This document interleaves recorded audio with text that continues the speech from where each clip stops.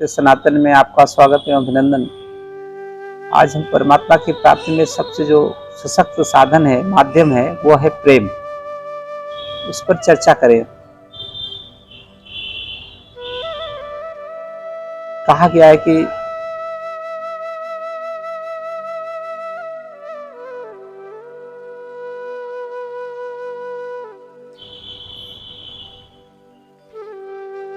प्रेम के आधार पर परमात्मा को हम अपने नजदीक ला सकते हैं। प्रेम ही जग में सार और कुछ सार नहीं है। इस संसार में जो तत्व है वो है प्रेम। परमात्मा प्रेम, जो लगाव, जो भक्ति है, उसको बहुत बहुत अच्छा लगता है उसको। परमात्मा उस प्रेम के बस में आप उसे अपने बस में कर सकते हैं, लेकिन शर्त है कि प्रेम में स्वार्थ नहीं होना चाहिए, बदले में कुछ मांगना नहीं है। उनसे प्रेम करना है, उनके बदले में कुछ नहीं मांग। वो कृपा बरसा दे, वो दया कर दे, वो इच्छा अपनी कर दे, तो आपका कष्ट दूर हो जाए, वो सब निवारण हो जाए, वो अलग चीज है। लेकिन अपेक्षा से आप प्रेम करेंगे, अपेक्षा से दिखावा करेंगे, अपेक्षा से मंदिर पे अगरबत्ती धूप बत्ती घंटे घुसे रहेंगे, बैठे रहेंगे, परमात्मा मिलने वाला नहीं है। वो ऐसा ही करता ही नहीं। उसके लिए शर्त है, उसे पाने के लिए आप उसे निश्चल, निष्कपट, निस्वार्थ भाव से अपनाएंगे। भगवान गीता में कहा गया है, मोहि कपट छल छिद्र न भावा। मुझे कपटी और ये सब चीजें पसंद नहीं होती है, मैं उसे प्राप्त नहीं हो पाता हूं। तो परमात्मा को इस संसार में रहते हुए भी निश्चल प्रेम करना, दो तरह का प्रेम करिए। इस संसार में जीने के लिए एक अलग प्रेम करिए। लोगों को समझिए, लोग नकली लोग हो गए, अंदर से खराब हो गए हैं, तो उनसे उस तरह का प्रेम करिए। लेकिन परमात्मा जो मिले, ईश्वर मिले, उससे निश्चल हृदय की से लगाव करिए। उसके लिए हर कीमत चुकाने के लिए तैयार रहिए। अगर वो मिल जाए तो उसकी कोई अमूल्य कीमत है, मतलब उसके लिए आप कुछ भी करने को तैयार हो जाइए। जब इस ज्ञान को, तत्व को मनुष्य जान लेता है, तो परमात्मा की प्राप्ति के नजदीक धीरे धीरे पहुंचने लगता है। जब तक ये नहीं जानता, ढकोसलेबाजी करता है, ऊपर करता है, इधर उधर भागता है, तब तक उसे ज्ञान नहीं मिल सकता। परमात्मा, आप परमात्मा से प्रेम करने का भाव ये है कि जो सच्ची लगन है, कर्म है, सेवा है, ईमानदारी है, वही परमात्मा की प्रेम है। परमात्मा स्वयं तो आएगा ना, मुझसे प्रेम करो, मुझे खिलाओ पिलाओ, ये करो, मेरी सेवा करो, यह कुछ नहीं है। तो परमात्मा से प्रेम करने का भाव यही है कि समाज में जो सज्जन लोग हैं, जो प्रकृति है, जो पौधे हैं, जो जीव जंतु है, इनको अपना मानिए, इनसे लगाव करिए। अगर इनको अपना मान लिया तो परमात्मा से प्रेम आपका बढ़ रहा है, धीरे धीरे भक्ति बढ़ रही है, और निश्चित है कि एक दिन इस संसार को आप अपने हिसाब से लोगों को समझा भी सकते हैं, और परमात्मा को आप पाने में नजदीकी महसूस करेंगे। अनंत सुख मिलता है। अनंत मतलब जिसका कहीं अंत ना हो, ऐसा सुख प्रदान होता है। आनंद हो जाता है, आत्मा प्रसन्न हो जाती है, आत्मा धन्य हो जाती है। मनुष्य का तन मिला है और परमात्मा के हमने भाव भर लिया हमारे आत्मा के अंदर, तो मन बुद्धि शरीर ये तीनों बेकार हो जाते हैं, मतलब वो कंट्रोल में हो जाते हैं। अभी आप हमारे सबके मन में मन बुद्धि शरीर कंट्रोल है, अनियंत्रित है। जहां मन करता है वहां भागता है। जो करने सोने का भी पच सो जाते हैं, जो खाने का मन करे तुरंत उसको खाने के टूट पड़ते हैं।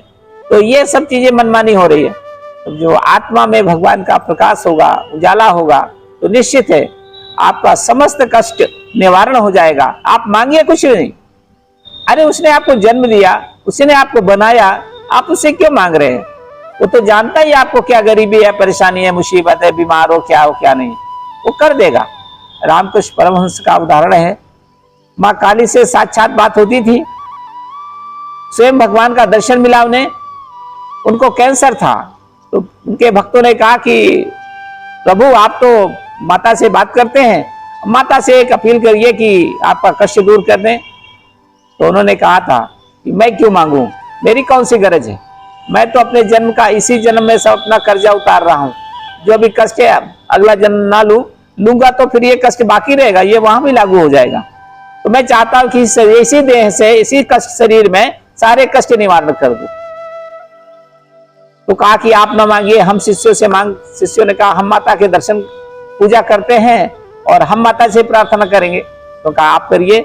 उन्होंने किया और माँ के दर्शन मिले। तो उन्होंने कहा, पूछा कि आपका भक्त बहुत परेशान रहता है, वो आपसे कुछ मांगता नहीं है, सब भूल जाता है जब आपका दर्शन दे पाता है। तो हम लोग मांगते हैं उसका कैंसर दूर हो जाए, उसकी बीमारी दूर हो जाए, उसका कष्ट निवारण हो जाए। तो उन्होंने कहा, आपके मांगने से नहीं मिट दूंगा, वो स्वयं मांगे, मैं उसका सब कुछ कर सकता हूं।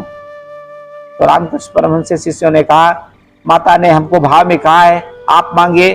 बोले, मैं कभी नहीं मांग सकता। अरे परमात्मा से क्या मांगना है, उसी ने सारा हिसाब किताब कर रहा है हमारा। तो मुझे कुछ भी नहीं, उनसे निश्चल प्रेम है, निष्कपट प्रेम है, निस्वार्थ प्रेम है। तो आपके हृदय में अहंकार नहीं आएगा, आपके अंदर किसी तरह का अभिमान नहीं आएगा। नहीं तो रहने का व्यायाम, खाने का व्यायाम, हजारों प्रकार का ये जो विकृति है वो अपने जीवन को ढक लेता है, छाया की तरह, बदली की तरह आपको सारे अच्छाइयों को समाप्त कर देता है। तो केवल जब आप परमात्मा के सानिध्य में आते हैं, उसके इर्द गिर्द रहते हैं, तब ये चीजें आप पर लागू नहीं होती है, आप पर प्रभावित नहीं करती है। तो परमात्मा केवल और केवल प्रेम को ही अपना मानता है। गीता पूरी प्रेम पर आधारित है, भक्ति, सारी भक्ति जो है वो प्रेम पर आधारित। पहले प्रेम करोगे, फिर भक्ति आएगी, भक्ति के बाद समर्पण आ जाए, फिर आपको आत्मसात हो जाएंगे उसी जीवन। यह सब करने से संसार में कैसे आप रहोगे?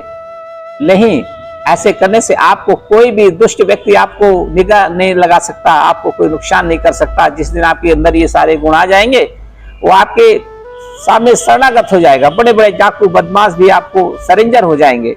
इसलिए आप घबराइए नहीं कि हम सज्जन बन जाएंगे, हम ईमानदार हो जाएंगे, हम दूसरे की सेवा करने लगेंगे तो लोग परेशान करने गए। ऐसा नहीं हो सकता है। आपकी ताकत बढ़ेगी और उस ताकत के कारण वो कोई भी आपको नहीं छू सकता। लेकिन ये शर्त यही इस बात की है कि जब तक आपका हृदय शुद्ध नहीं होगा, आपका भाव नहीं बदलेगा, आदमी तो आ जाएगा झूठा फरेब बोल करके, उसको अपने कब्जे में कर सकते हो, लेकिन परमात्मा तो आपके मन को जानता है, क्षण क्षण की बातें समझता है, भाव को जान लेता है। इसलिए उसे आप धोखा नहीं दे सकते। उसे तो आप निस्वार्थ, निष्काम, निश्चल प्रेम करने की आवश्यकता है। तभी आपका जीवन, हम सबका जीवन सफल एवं सार्थक बनेगा। और मनुष्य का जो तन मिला है तो बड़े भाग मानुष तन पावा, सुर दुर्लभ ये ग्रंथन गावा, ये बाबा ने गाया गोस्वामी तुलसीदास जी ने। ये तभी सार्थक होगा जब हम प्रभु से निस्वार्थ और निश्चल प्रेम की ओर बढ़े और हमारा जीवन सफल और सार्थक बने। बस